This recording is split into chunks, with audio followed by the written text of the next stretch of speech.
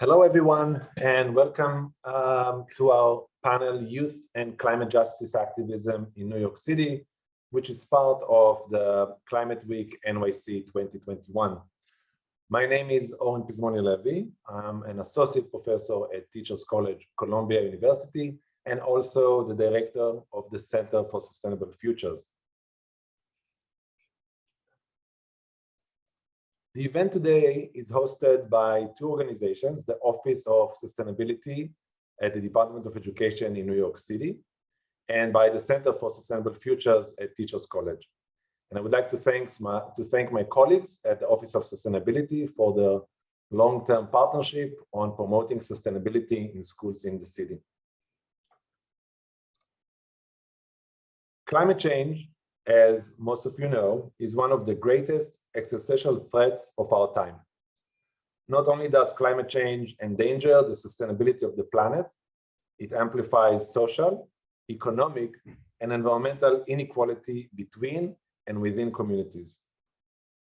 On the screen, I'm showing what is now very known as the stripes of climate change. The stripes represent the world's average temperature in every year since the mid-19th century. Dark blue years are cooler and red years are warmer than the average in 1971 to 2000. You can see the cumulative change as it jumps out from this stripe. The world is hotter than before. For New Yorkers, climate change is not an abstract thing. Take, for example, the 2012 superstorm Sandy, or the recent events we had from the storm Ida. On the screen, you can see the satellite image showing how the sheer size of the storms, and the visuals, the pictures are showing how devastating is the impact of climate change on transportation infrastructure and other infrastructures in our city. So the panel today is going to focus on youth. I would say one of the most important movements of our time. Youth climate activists who are really pushing us to rethink what we are really doing to address climate change. And the panel is going to go as follows. I asked the speakers to prepare 6 to 8 minutes presenting their point. Some of them are climate activists, so they are going to talk about their experience and work. Some of them are adults or semi-adults, closer to youth in age, but still serving in adults' roles in the DOE, Teachers College, etc. Each of them will speak to 6 to 8 minutes, and then we prepared a couple of questions for the panel. And after that, we'll open the floor for questions from the audience. So what I ask everybody is to type your questions as we go in the chat box. I will monitor the chat box and pick up questions for the Q&A. Don't wait for the last 15, 20 minutes. Start sending us your questions as we go. That will be very helpful. And we'll start with Amina, a youth activist. Hi, everyone. I'm Amina. I use she, her pronouns. I'm a senior at Beacon High School in Manhattan, and I'm happy to talk to you guys today to start off Climate Week. On the slides, next slide, you can see the organizations I'm affiliated with. You can see Columbia Teachers College Center of Sustainable Futures, and then also Department of Sustainability Youth Leadership Council, which we'll talk about later, and a bunch of other climate orgs in New York State who are also national, talking about policy making and organizing for youth. If you are a teacher or a student, or you just want to get involved in the climate movement in general, I would suggest taking a picture of these different organizations, looking them up on social media, looking up their website, Fridays for Future New York City, helping them to organize the strike that's happening this Friday, and we're always looking for more people to help out. So I would definitely suggest looking into all of these different organizations, and I'm happy to answer any questions about them afterwards. But the main things I want to talk about today are my policy work and my organizing. And again, I kind of catapulted myself into both of these different sections based off of my work with those organizations. And I met different organizations through starting off a few years ago with policy organizations. So you kind of branch out into what you like, what you're good at as you get more affiliated with different organizations. But the first thing that I do most of my time is policy work, which connects to lobbying, especially with climate education legislation. So when I started off with an organization called Our Climate, which is a national policy organization, they trained me how to lobby with my local council people and state representatives. Before COVID, that meant scheduling a meeting with representatives like in person in their offices, talking about a piece of legislation I think could get passed, and we would all have different roles and talking about why we think that this person should support this piece of legislation. Now those meetings happen over Zoom, and anyone can schedule those meetings, like literally anyone. They're there to hear you, to talk to you. And there are a lot of different resources from organizations on like how to schedule those meetings, what that looks like, and we can definitely help you do that. Or if you just want to sit in and be a part of it, you can definitely do that as well. More specifically, I advocate a lot for climate education legislation. One of the organizations that I work with, we're all high school activists, and we really want New York City and New York State to mandate a climate justice education in the public school. If you are a teacher or know the DOE at all, that is very difficult. There are different, city and state systems regarding education, and how things get mandated is very complicated as we are learning. So a lot of what we've been doing now is working with different senators who share our passion for climate education mandate, helping them write those bills, influence them, bring in the youth voice, making sure that they're focusing on environmental justice and not just sustainability, as it does not relate to different systems, because we all know that we have to target all different social injustices in that education. And we also work with mentoring other youth to bring in that activist education into their schools and spread it throughout their social circles. The next part of my work is organizing. And that relates to mentoring, as I just talked about, with the Department of Education Sustainability last year. I co-led the first mentorship program that we have with middle school green teams, where we pair high school activists with green teams around the city, and we help them develop projects, lead teach-ins, have rallies, strikes, write, make art, whatever they are passionate about. And it was really cool to do that online. Over COVID, of course, it was really difficult, but it was cool to meet these students who are really passionate, but just don't have those resources or haven't been exposed to high school mentors, which I think in my experience as well has been really influential to my work. I also co-lead my school's environmental justice club. We really focus on changing the narrative from just like environmental to environmental justice, working with the other clubs, social justice clubs at our school, having collaborations. This Friday, actually, for the last 2 periods of the day, we're going to be leading workshops throughout the grades with all different clubs at our school, talk about environmental justice, how environmental justice relates to different systems, different topics, art, writing, history, all of it. So excited for that. And then the last part, which I'm currently working on, is working with Fridays for Future to organize rallies and strikes. The major one being the climate strike this Friday. If you don't know about it, you should definitely come. It starts at 3 p.m. at City Hall Park. We're going down to Battery Park City. There will be speakers. There will be more organizations there. There will be performers from different schools. That will be a lot of fun. And yeah, this was all high school organizers really putting in the work. And I'm so proud of everyone for doing that. So if you have any questions, comments for me, feel free to contact me.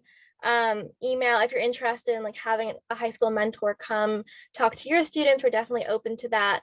If you have any suggestions, let us know. Thank you. Okay, thank you so much, Amina, for all your work and for your comments. Feel free to add your email in the chat box. People can use it then as well. Next, I'm happy to invite Ajani.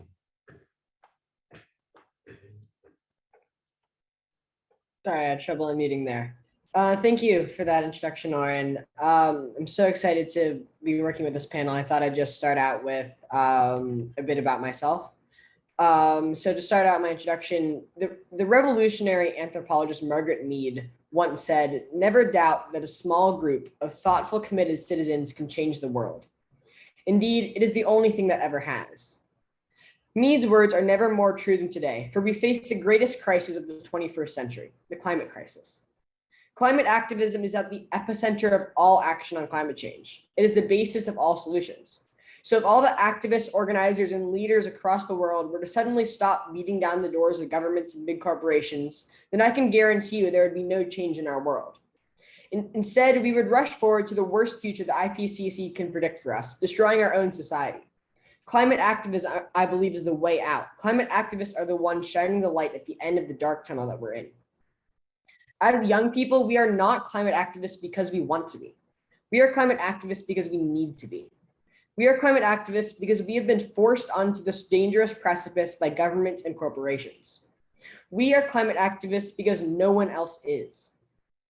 All too often, I've heard the argument that it's not our responsibility, and shouldn't others be fixing it? And the sad fact is that's true. As youth, it should not be our responsibility to fix a problem that we didn't cause.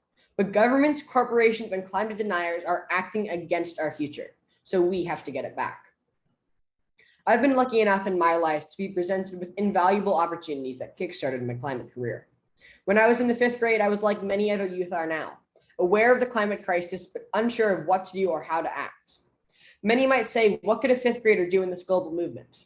But when my 5th grade STEM teacher, Vicky Sando, was contacted to see if she would like to speak to the New York City Teachers Pension Fund Board of Directors to urge them to divest their funds from fossil fuels, she decided to have me speak to them instead, setting me on a path of climate activism. A month later, when I delivered my speech, the directors were quite surprised when a person who could barely see their chest stood up on a block to the head of their table. While I doubt that they remember the content of my speech, I'm sure that if there's anything they remember from the enormous movement pushing them to divest, it was the minuscule 5th grader that spoke to them. That is why I continue to pursue climate activism as a youth. We have a unique opportunity to push away people's assumptions based on our age and instead astound them with our fierce action. After this speech, I began working with the Human Impact Institute, an organization dedicated to spreading climate information via art.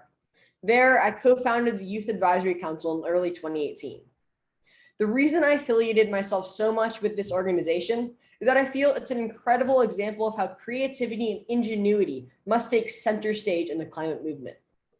By communicating through art rather than just facts and figures, it reaches so many more people, growing the movement much more than it ever could before. I've also started doing some policy work, just like Amina. The point of climate activism, after all, is to create long-lasting climate policy. This internship at the Center for Sustainable Futures is an incredible opportunity to work in an interdisciplinary way to address climate education policy, coupled with creative techniques like storytelling. Yet, my true passion lies in climate change education. I believe education is the pathway to success.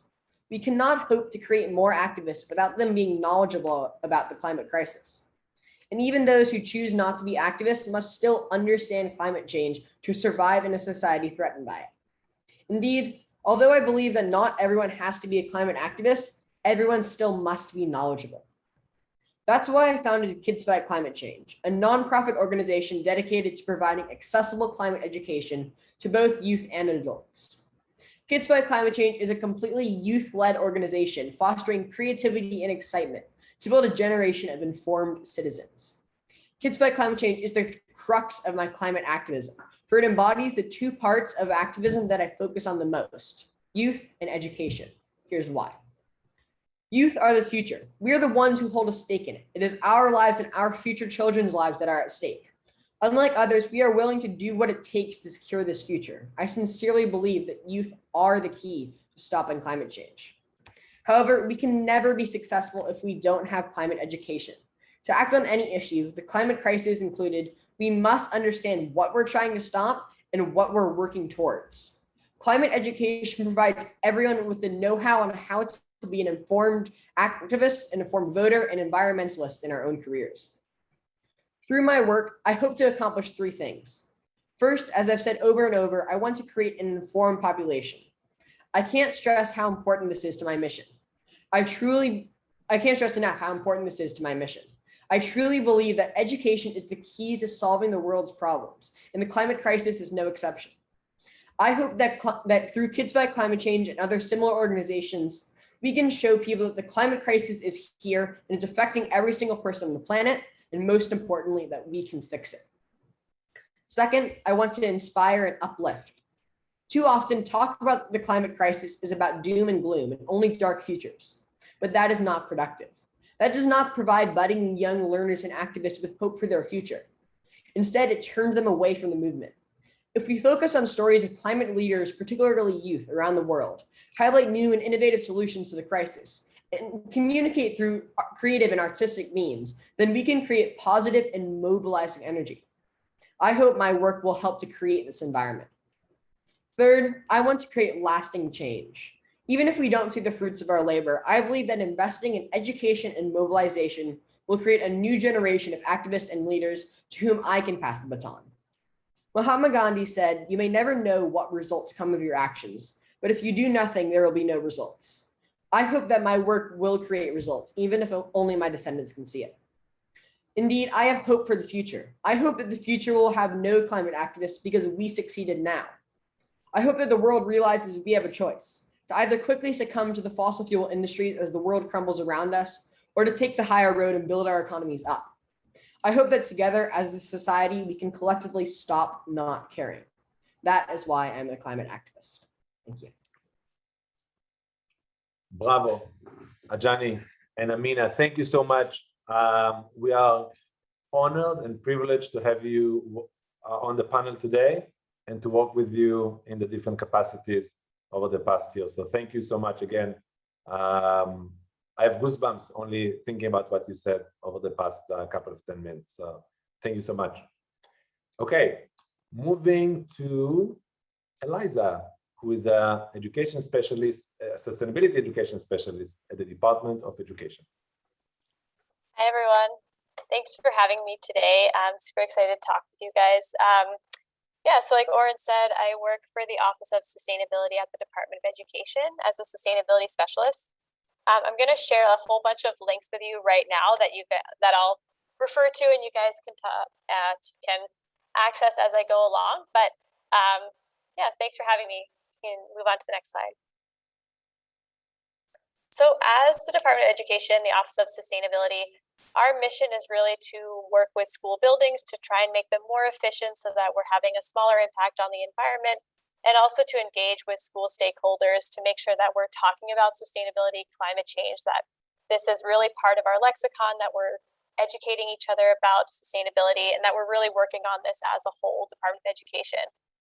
But for the first 5 years that our office existed, our primary stakeholders that we focused on were really custodian engineers and sustainability coordinators, adults in the building. But as we kept working, we realized that students have a really huge stake in this. Obviously, they're our number one stakeholder. They're the most of us in the system, and they really care about the future. So we wanted to start providing more programming to support them. So the three main ways that we engage with youth currently as an office are through the New York City Department of Education Youth Climate Summit, our DOE Sustainability Youth Leadership Council, and then third, our future. So I'll talk about these a little detail and then talk about the links that I just sent you. So next slide.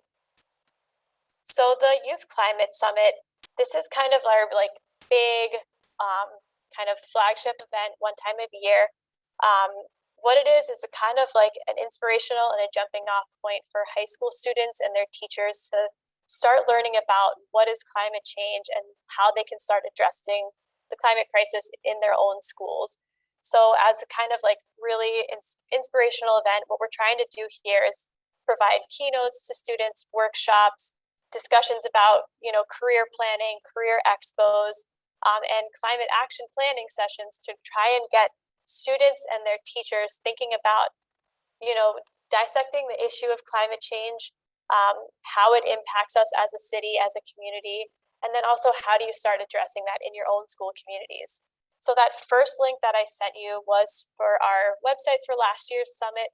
They're usually held in March. The first two summits were a one-day event, really kind of like a big gathering point, a big jumping off point to talk about climate change. This past year, because of COVID, it was a month-long event, which really provided us some really cool opportunities to develop more authentic relationships with the schools that came. But you can check out that website to learn a little bit more about the summit. Next slide. So this is just a little bit more detail about the goals of the summit. But like I said, it's just to get kind of everyone in the city on a starting off point to start talking about climate change and to encourage students and their teachers to have these conversations at schools. This event is kind of interesting because we always encourage like a group of 5 students and a teacher from each school to come together. And that's a way to really start making sure we're having these intergenerational conversations right from the beginning at these different schools that are interested in getting involved in climate action. So it's, again, really cool event. I encourage you to look it up. And next slide. And then finally, with the Youth Climate Summit, we're always trying to really push the envelope, make it better every year. Every year we try to increase the number of young people that are, being the speakers, that are presenting at workshops. We're always trying to make sure our YLC, our Youth Leadership Council, is doing more of the planning and the facilitation during the event. And that really, students themselves are getting opportunities for leadership during these events. So over the last 2 years, all of our speakers have been under 25, which was something that we really wanted to strive for.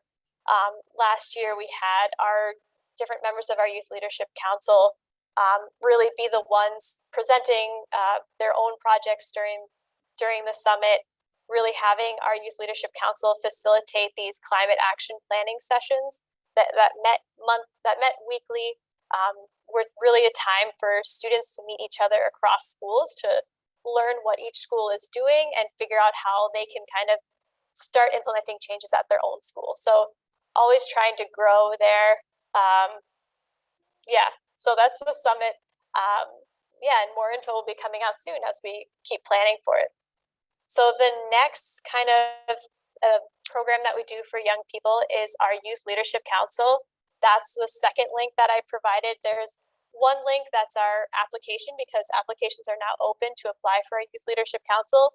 And then the second link is to an information session that our Youth Leadership Council core members are holding this year.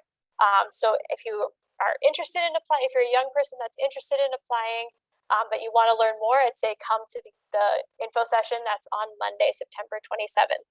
So what the Youth Leadership Council does is this is a smaller group of students. It's about 30 students from across the city that come together, meet twice a month across the entire school year to help us as an Office of Sustainability do things like planning for the Youth Climate Summit.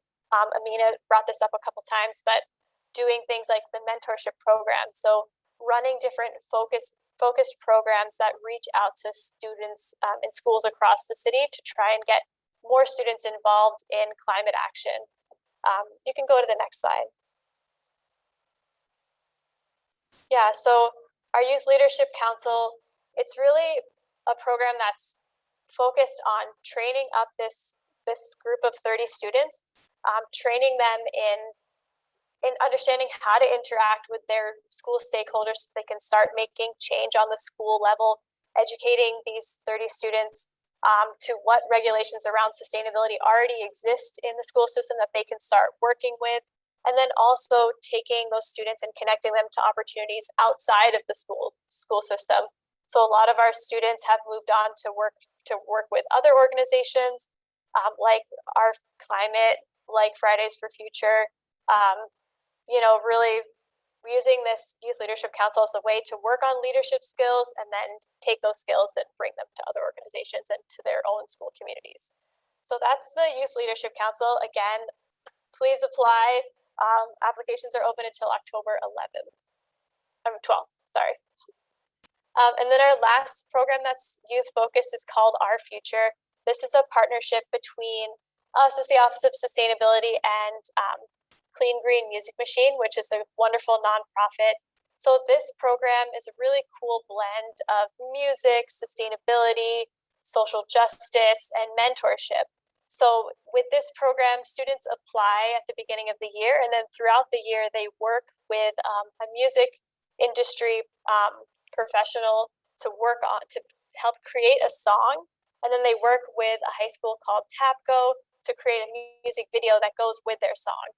So this program is a really cool way for you to for young people to bring their passion of sustainability, social justice, and music together to make this really wonderful music and video that they can then bring to their community. So the last link I shared was for the website.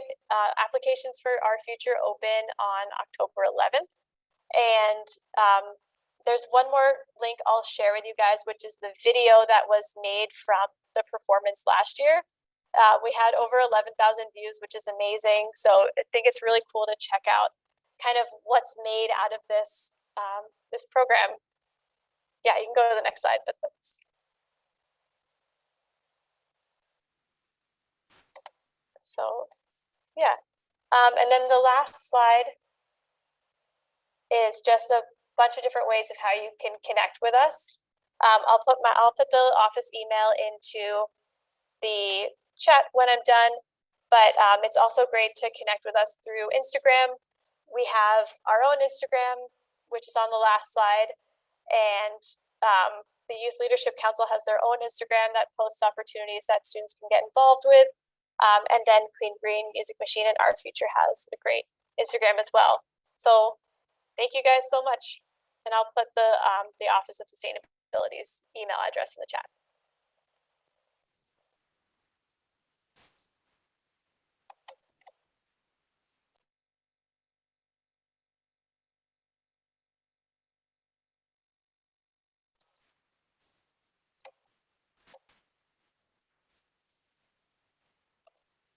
So yeah, there you go. If you have any questions about the programs, please reach out to us by email. We're happy to direct you to the right direction.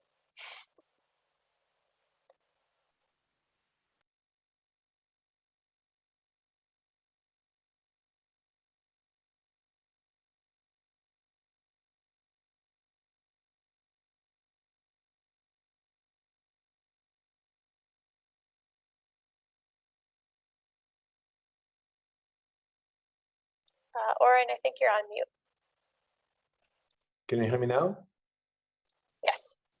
Okay, I'm sorry, I have some difficulty here. I'm trying to solve it. Can you see the PowerPoint? It's on the Our Future slide. Okay. I'm sorry, guys, just a second.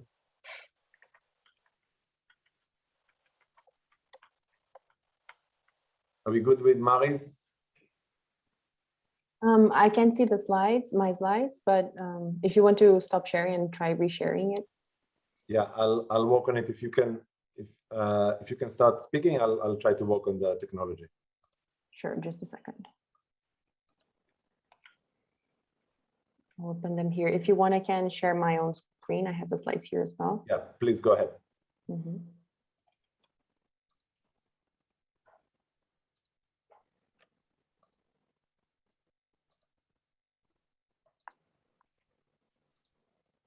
Just 1 second, everyone.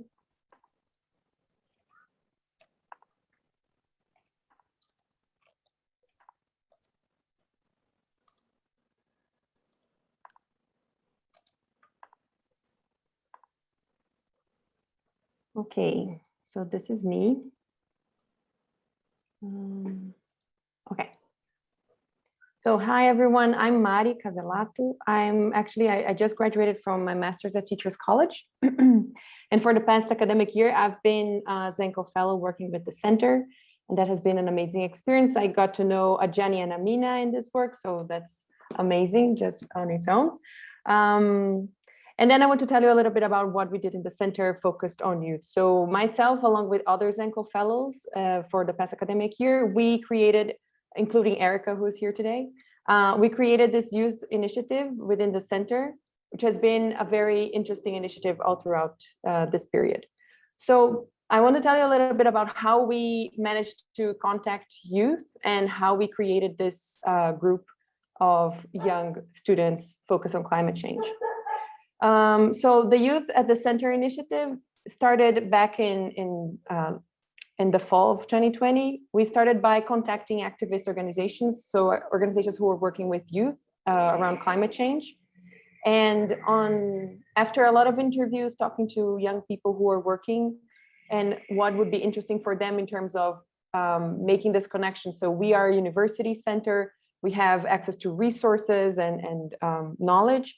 How could we support them in what they were already doing? After talking to some people individually, what we did was in December 2020, we organized the first youth mini conference at the center, in which we brought together around 16 young people to discuss to get to know each other, to make connections, and to discuss what they thought would be interesting ways of tackling this initiative of creating things together.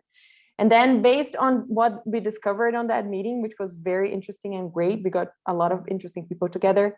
In January 2021, we did this youth meetup, the first one with the youth that were with us in the former year.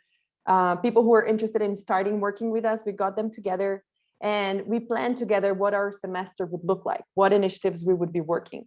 And that's how we ended up with two initiatives that we organized last semester, which were Climate Action 101 and Bridging Activism to Policymaking.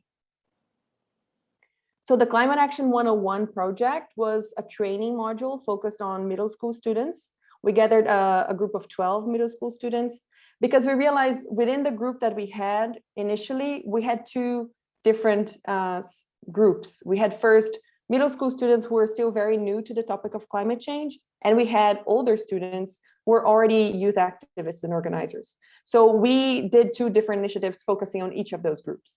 The Climate Action 101 is a lot of like an introduction to what climate change is and what climate action looks like. So we had kids who didn't know much about climate change itself. They weren't studying that in school. And at the same time, we had a few students who already had some affinity with the subject. So we had a diverse group there. And we even brought together some of the youth organizers from our other group to talk to this middle school students group to tell them about their own work in activism. So we had bi-weekly online meetings, 6 meetings that was finalized with a final project. So each student had to come up with a final project, and we showcased that in an online event. So the image that you see there in the middle of the screen is the artwork that one of the students created. And we had very interesting and different projects, from artwork to a letter to policymakers to a website. So a lot of interesting work. And then on the other group, more focused on older students, we created this project called Bridging Activism to Policymaking. So it was a project more focused on research and advocacy. We had 7 youth fellows, including Ajani and Amina that you just got to know here today. And what this group did for the past semester was to get to know each other and create together a survey that was focused on New York City students and to gather their opinions on climate change education.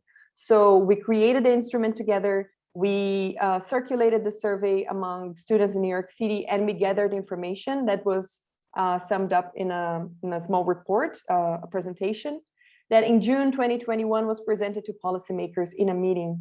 So this was a very interesting process of having the students themselves create the materials, gather information, and then discuss those data with policymakers. Right now we are starting our next semester, the current semester, and our ideas for this next period is to continue working more closely with the youth organizers. So we'll be more focusing more on that rather than the middle school students at this point. We want to expand our group. So we are kind of, recruiting, but we're just open to more people to join, and we want to diversify the group of kids we currently have. And we are very focused still on co-creation. So we are getting together to understand what is that this group thinks is important for them to collaborate on in order to support what they are currently doing. And as Jenny previewed, we will probably be working with storytelling this semester, which is very exciting. So if you're interested in joining, if you know kids, youth organizers, or youth who are interested in joining a project like this, feel free to send along my contact information or get in contact with me, and we can talk about that. And that's it. Okay, thank you so much, Mari, for saving the day. I will Okay, let me share the screen again. Thank you, Mari. And I think we are moving to the last presenter, Erika Kessler from Teachers College. Great, thank you so much. I'm wearing earphones. I just want to make sure. Can you hear me? Okay, great. Hello, everyone. My name is Erika Kessler, and I'm a doctoral candidate at Teachers College, and I work with Oren among many capacities, but most exciting at the Center for Sustainable Futures, and with Mari and Amina, Ajani, and others. So it's such a pleasure and honor to be on this panel and to share some research that I recently completed. This research project is titled Climate Change Concern Among Youth, examining the role of civics and institutional trust across 22 countries.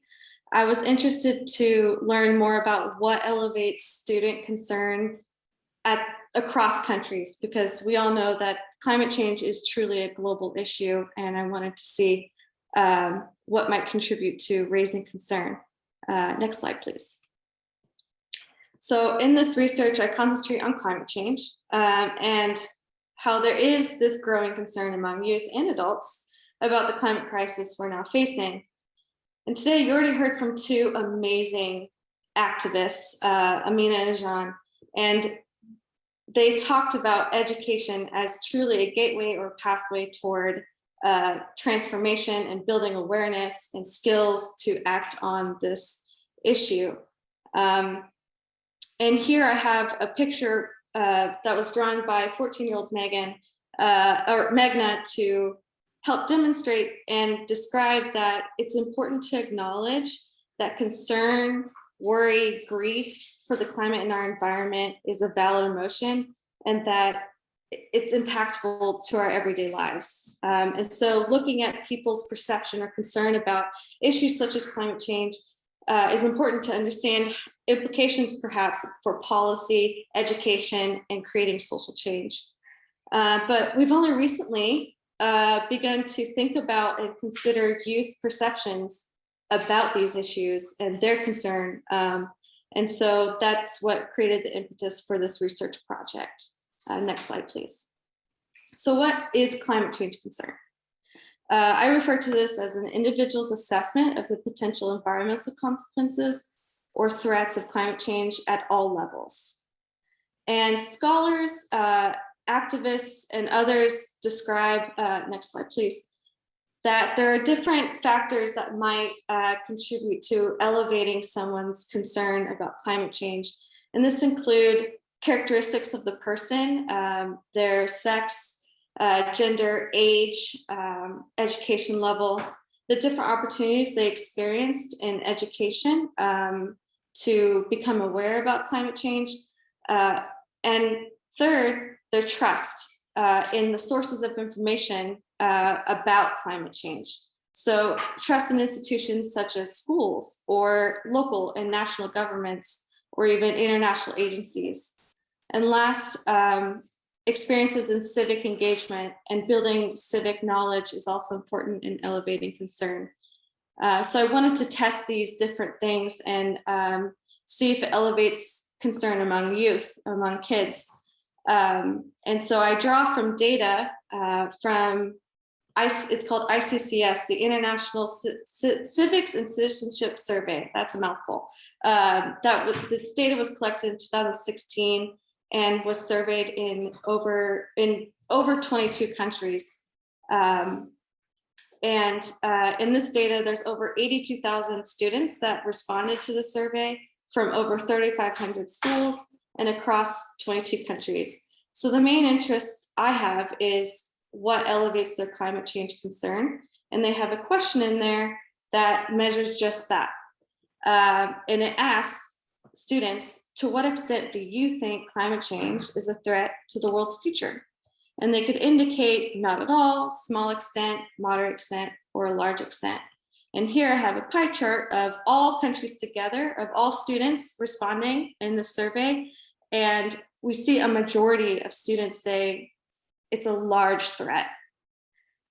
About a third say it's a moderate threat, and about a quarter say it's either a small or not even a threat at all.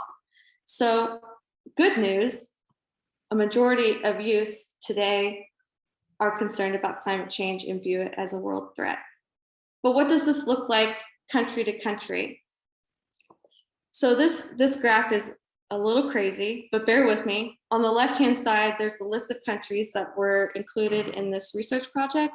And going across is the proportion of youth who responded in the survey in that country based on their concern about climate change. And we can see here across countries, yes, a majority or almost a majority believe climate change is a large threat or they're very concerned. But we do see some variation, some differences on those who think climate change as a small or not a threat at all. And so this is important to think about when we're thinking about climate change as an issue that people around the world are addressing and how to raise concern about it. So I then asked myself, okay, so what is the difference between maybe boys and girls in their concern about climate change? And here on the bars that are going that way or to the left represent that boys are more concerned than girls in those countries. And those countries include Slovenia, Bulgaria, Croatia, Peru, Italy, and so on. In a majority of countries in this research project, boys are more concerned than girls, which is kind of counter then to what maybe you might have heard. However, there are a few countries that girls are more concerned than boys, and those include Finland, Norway, Sweden, Denmark. It might be interesting to think about that the countries where girls are more concerned than boys are mostly European or Western countries, and boys are more concerned. There are countries from other regions. So it might be interesting to think more about that in the future. So then I thought, okay, well, what about educational goals? Does levels of education matter? And indeed it does. Students who said they had goals of attaining post-secondary or higher education were much more likely to be concerned about climate change than those who had goals of just completing high school or below. So what about inside the classroom? I looked at whether or not their opportunity to learn about protecting the environment increased their concern for climate change. And here, a little disappointing, there was a difference, but pretty small compared to those who have no opportunity on the left-hand side to those who have a large opportunity in schools to learn about protecting the environment. However, there is a significant difference here, that there isn't a slope going up. So that is a positive sign. And so last, I was like, okay, what about trust? So I looked at 4 different institutions or levels: trust in the United Nations, trust in schools, their trust in local or national governments. And here I'm showing that, and I found that students who trust have quite a lot of trust in the UN, the United Nations, as a source of information about climate change. They're more likely to be concerned about climate change. A similar pattern exists for schools. Those who have higher trust in schools are more likely to be concerned about climate change. However, the trend is different and opposite for a higher trust in local or national government as a source of information.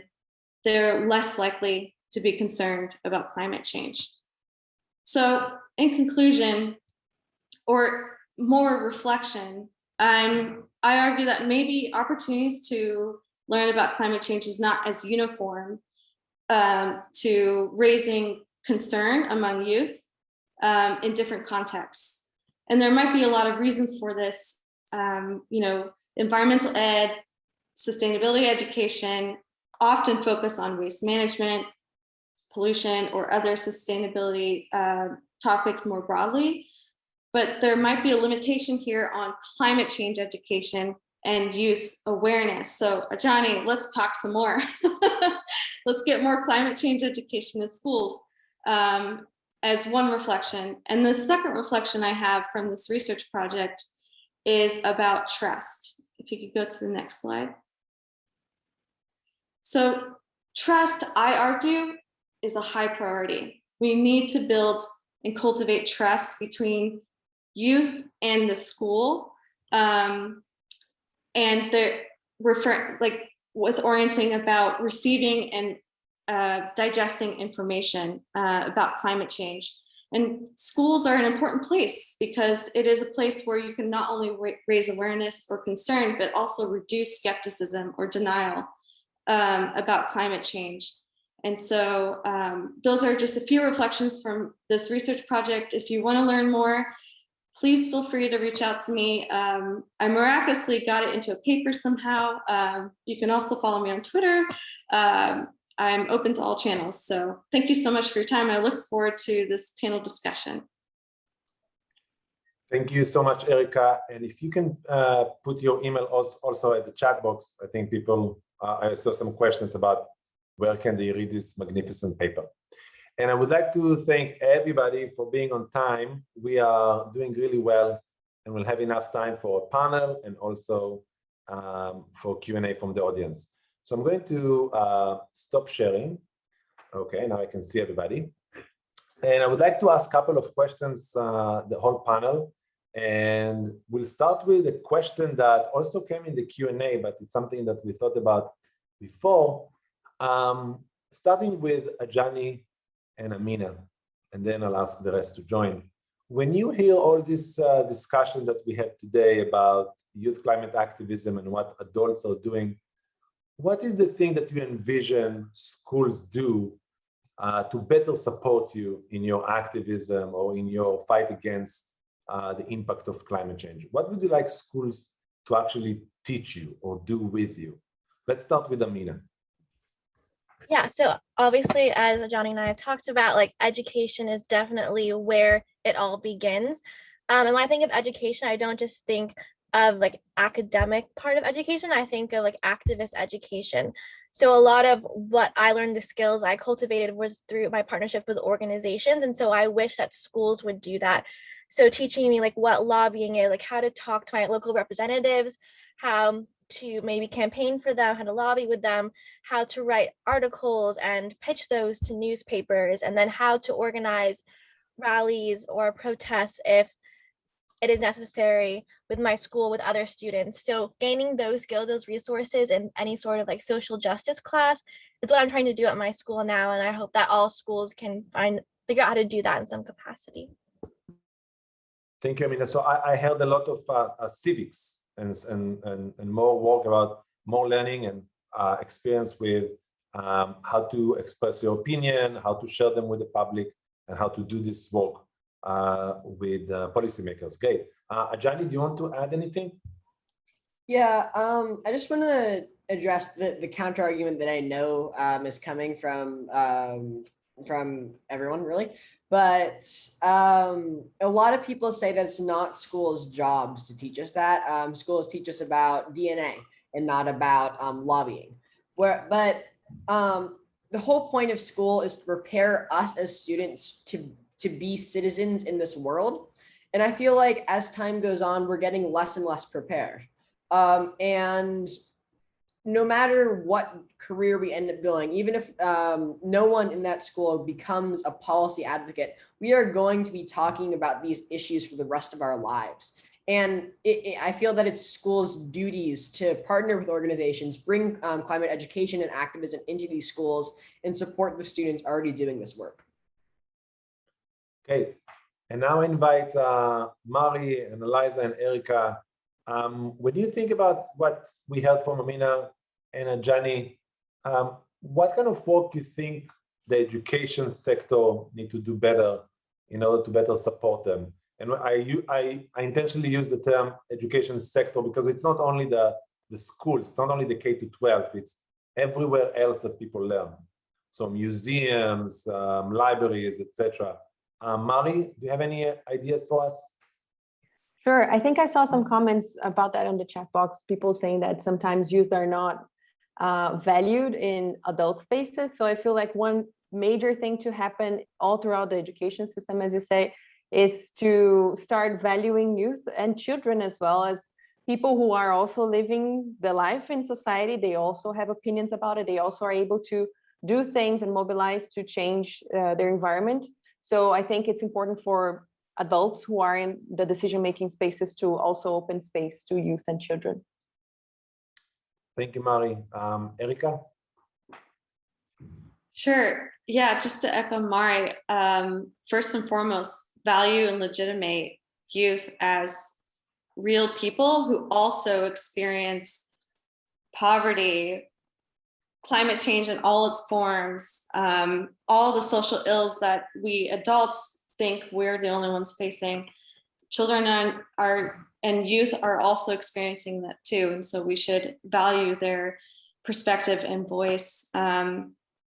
How to do that, that's tricky. You know, of course, I'm going to go in the camp of build trust. You know, you can't just expect trust from youth. You have to earn it just like from anyone else. And so I think perhaps a lot more work in just building intergenerational relationships would be important in all spaces. But then the other point I think maybe is the intersectionality of topics and subjects, as Amina was saying. Let's talk about social studies, but also talk about science and how that relates. Let's talk about poetry and storytelling and how can we communicate issues and technical things in science. So kind of bridging those disciplines and topics together would be a great start as well. Great. Eliza? Yeah, just to briefly add on to what Erica was saying, this idea that we need to start talking about climate justice, climate change, not just in the science class, but across the board, across subjects, I think is incredibly important. And I think that also kind of adds into what Amina was saying about the importance of working on these civic skills as well, using, you know, the topic of climate justice as a jumping off point in order to work on persuasive writing in your ELA class, in order to work on, you know, learning how to work as a group in your school, you know, using this as a topic as a jumping off point that we should really be incorporating across the school day, not just in one, you know, one specific classroom setting. Okay, thank you so much, everybody. One more question for the panel. If we could stay a little bit on the issue of trust, that one of the main findings from Erica's paper is the importance of trust. Ajani and Amina, how do you learn about legitimate sources of knowledge on climate? How do you assess what is a source you can trust? Where does this come from? Maybe Ajani will start and then Amina. Yeah, in academic senses, generally I always go for NASA and NOAA first. They don't have everything, unfortunately. And when I'm going through sources I'm not familiar with, one thing I look for is how well they explain how they got it and why. Because often I find that if a source doesn't explain why it works or how it works, then they don't actually understand it themselves. And then I don't trust them because they could very easily be saying something that's completely wrong and not science-based. So I think that when organizations explain how and why, it creates a whole new level of trust. And we see that in our daily lives beyond climate change as well. In my biology class, when my teacher explains why genetics works, then I understand it and believe it a lot more than if he just tells me, oh, this is how it works. And yeah. Okay. Amina? Yeah, adding on to that, definitely agree with that approach. I would say also if it's an experiment or investigation, looking more at the details of like who was involved, which companies were involved always, and like what were they measuring, how was that data measured, things that I feel like I learned at an early age in my science class of like how to conduct an investigation, But I think it really is important, especially in like the climate movement, looking at who is involved and what their perspectives are and who was left out, I think is really important when like gathering knowledge. Great. I have so many other questions that I prepared for you all, but I'm seeing the chat box exploding with amazing questions. So I'm going to share my own questions. I know where to find you and how to ask you these questions. But let's start with a couple of questions from the chat. So I see an early question from Mariana. How can we best encourage intergenerational dialogue? Too often, those in charge think that youth don't know enough to be fully part of the conversation or action, which is untrue. Any suggestions on how we can move forward with this intergenerational dialogue? Maybe we'll start with Mari. Yeah, I was thinking about it already, like for a while. I feel like there are many ways to do that, but I think sometimes that you have to kind of carve the space for those things to happen. So if you are a young person, you should go and try to make your voice heard in the spaces where you don't have space to speak. And at the same time, if you're an educator in a space that is not so open for kids to listen to kids, maybe you should just start with what you're able to do. So just put together a group of students, or start small, and then you'll likely have a big impact because there's so much potency with young people, and then that's going to grow on its own. So I feel like do what you can in the space where you are, but try to open the spaces a little bit, negotiating, but also pressuring for those spaces to be opened. Anyone else? Maybe Erica? Mari said it so beautifully. I mean, I guess just to add a little is, being an adult, taking the time to practice those skills and listening and earnestly listening, and withholding, any kind of preconceived judgments on what people know or where they're coming from or their perspective, would be really important for fostering that intergenerational dialogue, but also like carving spaces for youth in other places, like with policymakers or with whatever group of people. You can use your allyship to do that with youth activists and people who want to get their voice heard. Okay, anyone else want to try? Yeah, just one thing that I found helpful is, as an adult, making spaces for youth mentors, I think has been really helpful. If having high school or college students mentor the younger kids, it will honestly do wonders, because having an adult mentor is definitely very different than having a youth mentor. And so you can be there to like provide opportunities and help the mentors kind of like scaffold what the program will look like, but giving them the power, the opportunities to make that connection, you'll honestly see a big growth with the students. Eliza? Yeah, I mean, I think that's a great point. I guess I also wanted to add,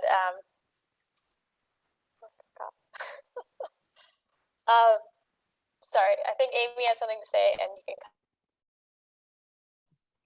Yes, I was able to online start an Jamboard virtual Green Club group. It's very hard for me as the coordinator because I'm on an elementary K-2 schedule.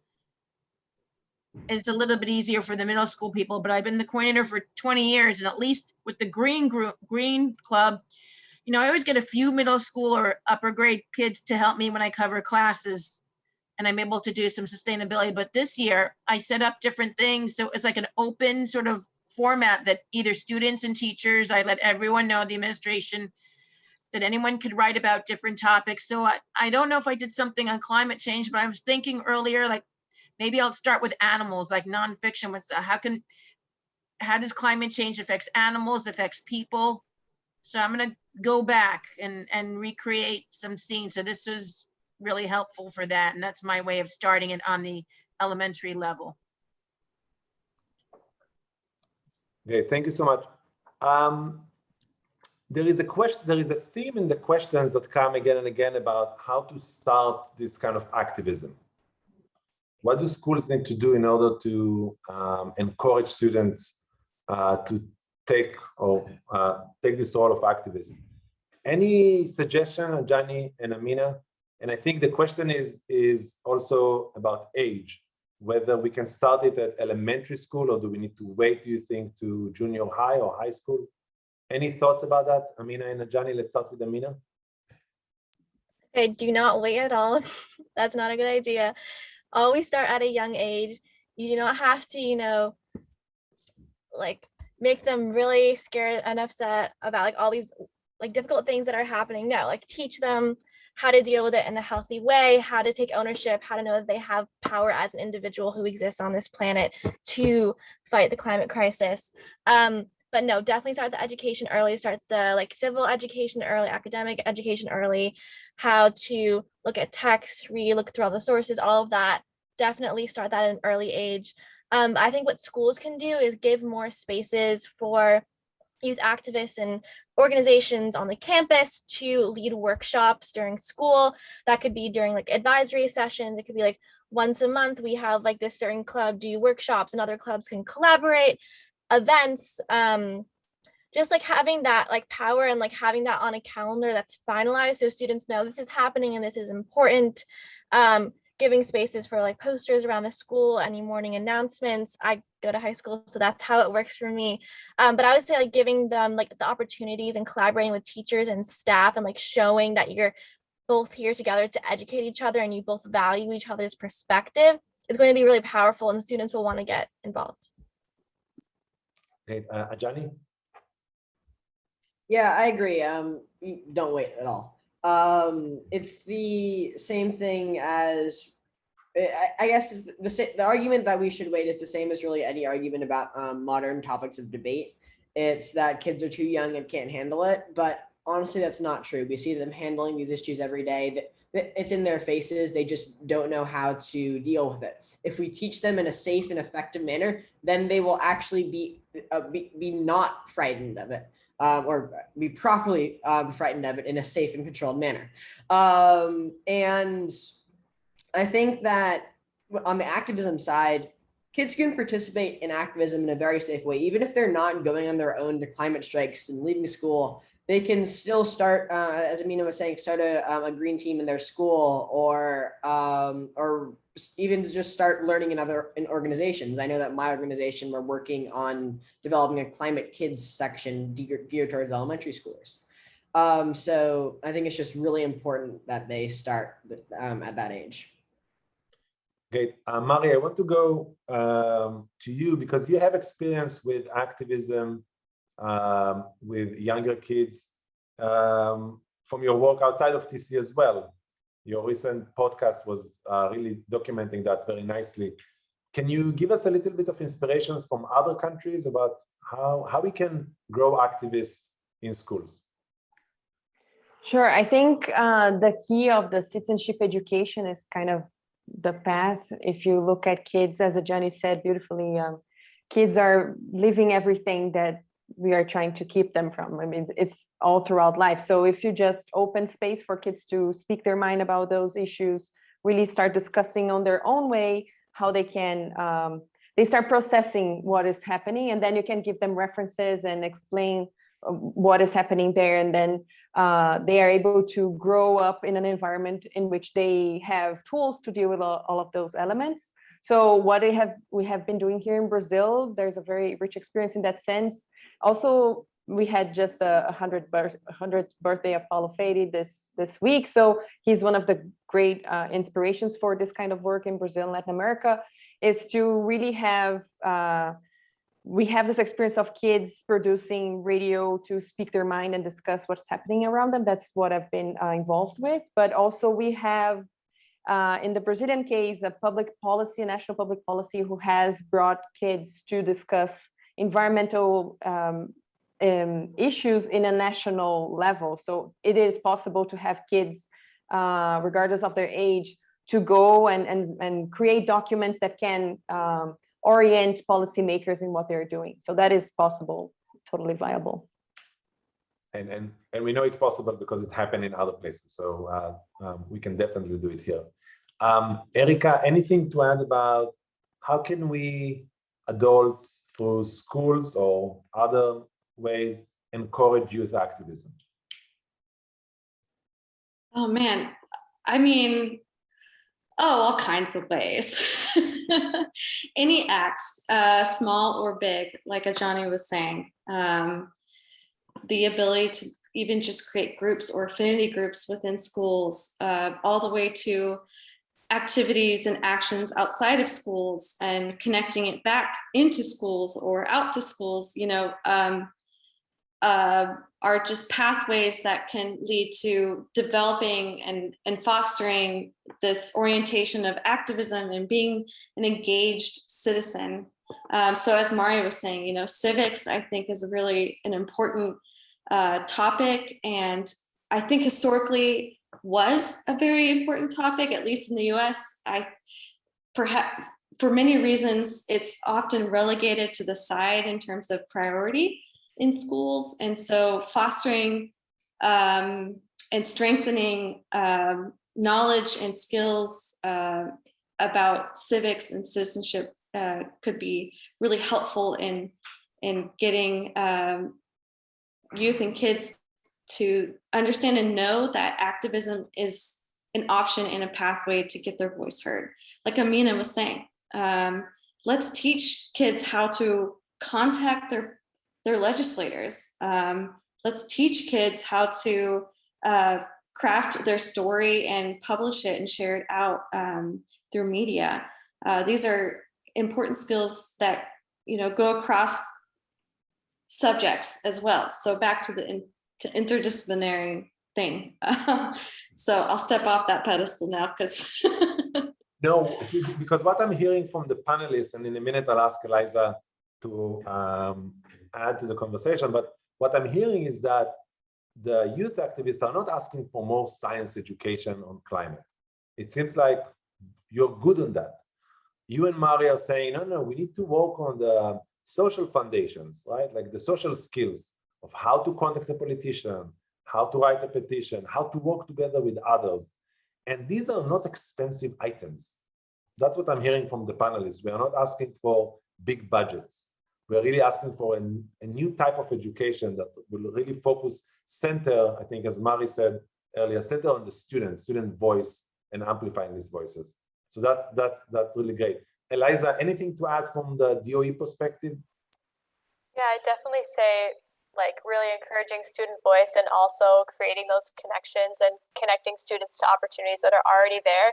I think Erica brought it up before, but as an adult, we see we're knowledgeable about a lot of different organizations, a lot of different things that are happening, but making sure that the youth that that are interested, bring them with you to a meeting, take them with you when you're meeting with another organization, make sure that they're coming with you to these events and that, the opportunities are there for students.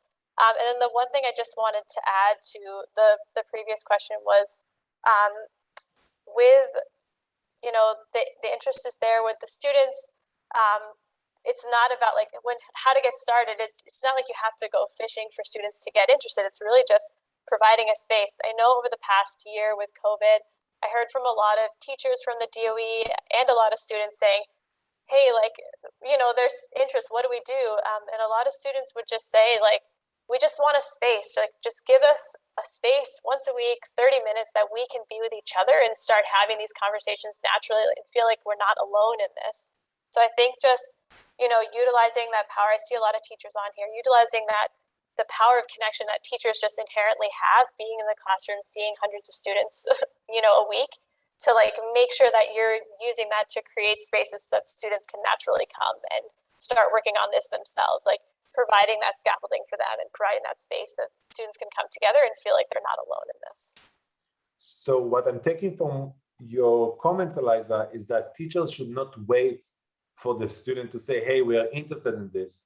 Teachers should be very proactive about it, offer it in school through the green team or sustainability team, whatever mechanism they want, and not to wait for the students to initiate. Show the student that you are actually there to support this kind of work. 100%. I've seen this increase over the years, is that the interest is there with the students, and they just want a space to come, to feel welcomed.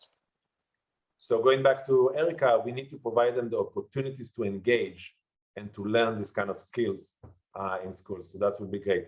We have a couple of more minutes, and I want to use it to talk about the upcoming climate strike that is happening this Friday, the 24th.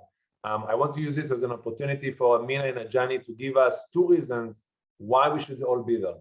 Amina, we'll start with you. The first reason is that the last strike was September 2019, and a lot has happened since September 2019. We know what has happened. We have seen it within the past few weeks. Please come for that. Second reason is that I feel like a lot of youth have lost their passion, their motivation over quarantine, online schooling, me included. I'm really excited to be around youth who are passionate and who are afraid because we lost some of that over the past year, but we're gaining it back and we're doing it together, and we need you to support us. Okay, Ajani. First, it shows us that we're not alone. Like Amina said, you can look around, excuse me, you can look around and see the thousands of other kids that, or people in general, that agree with you and know that the climate crisis is real, it's here, and we need to stop it. Second is it gets media attention. And I know this is such a strange thing to say, but if you look at the top headlines, you see hurricane ravages American South, Caribbean. You don't see climate change, climate change, whatever. I'm not a news reporter, so I can't create the headline right now. But we need to have the headline say, climate change strike in New York City draws thousands of students, teachers, parents, because that is what people are going to see across the world. Great. So I want to use this opportunity first to thank everybody for a wonderful panel. I'm seeing a lot of comments at the chats on how useful it was. First of all, to hear, to listen what youth climate activists have to say about this. Many times we hear about it in the news that there was a strike, there is Greta, blah, blah, blah. But here we had really first-hand opportunity to listen to Amina and Ajani and how they articulate and make the case for this topic. So thank you so much, Ajani and Amina. But also thank you for the adults on the panel, Mari, Erica, and Eliza, for showing us what we as educators in different capacities and ways can do to support youth climate activists and to empower this movement moving forward. So, and I want to end up with a plug for the second panel that we are hosting tomorrow. Let me share the screen quickly. Can we see my screen? Are we good? Okay, so tomorrow, September 22nd, 4 p.m., like today, we are going to have the second panel, State of Climate Education at New York City Department of Education. And we are going to talk with people from the DOE, leadership from the DOE. I'm going to present my own research on that. And we'll also have the honor to have 2 educators showcasing how they deal with climate change education already in the curriculum. So if you're interested in what the school system can do to promote climate education and climate activism, I encourage you to join us tomorrow. Thank you again for everybody for joining us today, and have a wonderful day. I hope to see you tomorrow and on Friday at the global strike. Bye, everybody.